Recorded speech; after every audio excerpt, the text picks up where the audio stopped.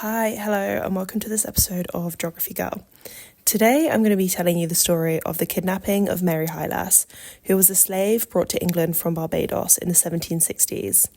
During her time in England, she was married, her husband was set freed, and then she was kidnapped and tragically sold back into slavery. This story is incredibly important as it sheds light on the history and experiences of Afro-Caribbean people and women especially in Georgian England, at a time where the abolition movement was gaining momentum, with cases just like this highlighting the injustices and inconsistencies in British law when it came to slavery, and the ripple effect it would have on not only inflicting suffering for many people, but also the religious, moral and philosophical reasons for abolishing slavery and renouncing slavery and the slave trade. John and Mary Hylas were black slaves born in Barbados. They were brought to England by their respective owners, who were John Newton and his sister-in-law Judith Alleyne. In this setup, John, quote-unquote, belonged to Judith and Mary to Mr. Newton. In 1758, with the consent of Mr. Newton, John and Mary were married. The marriage brought with it significant implications under English common law, which recognised the legal unity of the husband and wife. By 1763, Judith, who had purchased John, had died, and somehow, because he was the quote-unquote property of Judith, John Hylas was technically freed from the family. But this application of freedom was not extended to the rest of his family, and Mary was still enslaved despite her marriage to John. Mr. Newton carefully planned and executed the kidnapping of Mary in what would have been a terrifying experience. Whilst the details are yet unknown, it is likely that Newton lured Mary under the guise of employment or a meeting, or else she was ambushed in the streets and forced onto a ship to be shackled and taken across the Atlantic. This would have been a harrowing journey, as slave ships were notoriously overcrowded and hygienic. This, sadly, was not unusual in the late 1760s. Whilst Mary might not have been held in chains, like those taken directly from Africa, she was still captive and stripped of the freedom she had enjoyed in England.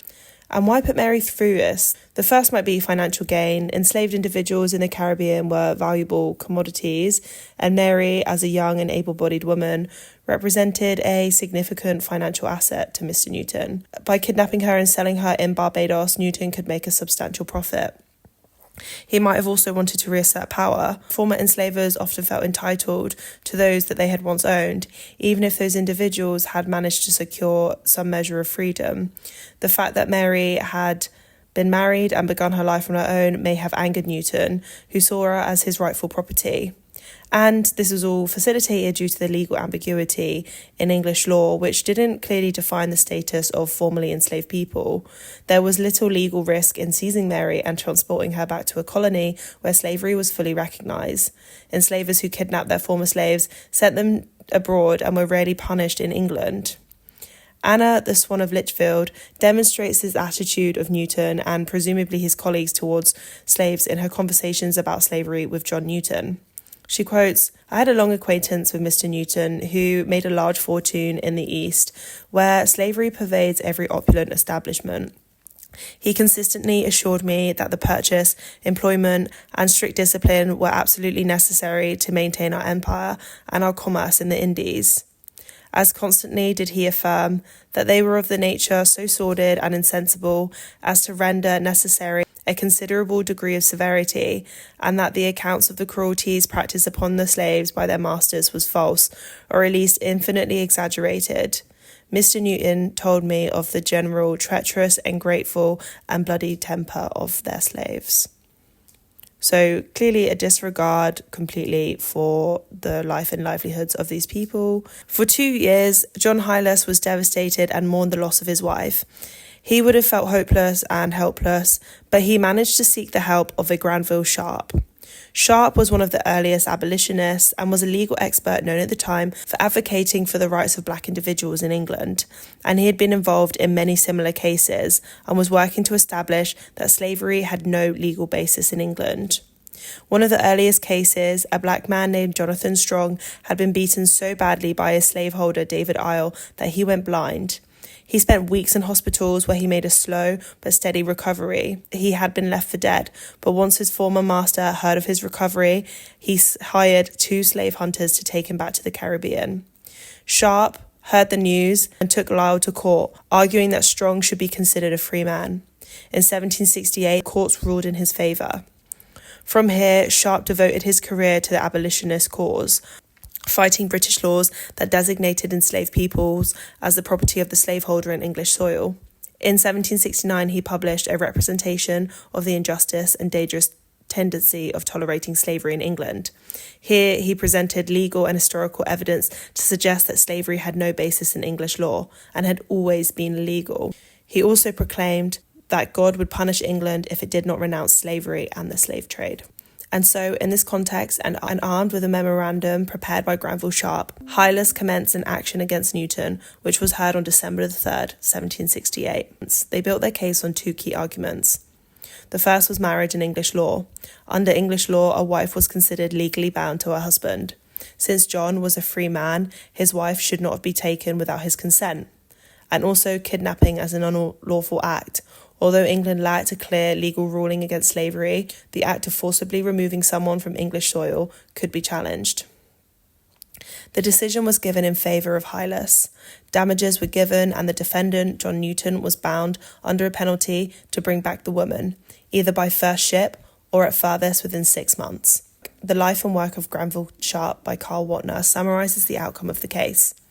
In his manuscript of the account of the case, remarks on the case of John Hylas and his wife Mary, Sharp noted that Hylas should have been entitled to both his wife and substantial damages. If he had a right to his wife, which cannot be denied, he most certainly had a right to damages also in consideration of the violent and unpardonable outrage committed against himself in the person of his wife, for which no allowance whatsoever can really make amends. Sharp charged the court with doing an injustice to Hylas. He was entitled to as much as £500 in damages. Despite his plea for justice, Granville Sharp was alone. To Sharp, the issue was clear. On the plainest and most literal interpretation of the laws of England, black people were entitled to liberty and freedom in England. And despite the victory, John never saw Mary again. It is unclear what became of her, but she likely remained enslaved in Barbados for the rest of her life. The ruling was largely symbolic. By the time the case was decided, Mary had already been sold into slavery in Barbados. The case of Mary and John Hylas was a landmark movement in the fight against slavery in England. Whilst it did not directly lead to the abolition of slavery, it exposed the legal inconsistencies surrounding the status of black individuals in England. Granville Sharp used this case and others like it to continue his campaign against slavery, culminating in the landmark Somerset versus Stewart case in 1772, which ruled that slavery had no legal basis in England.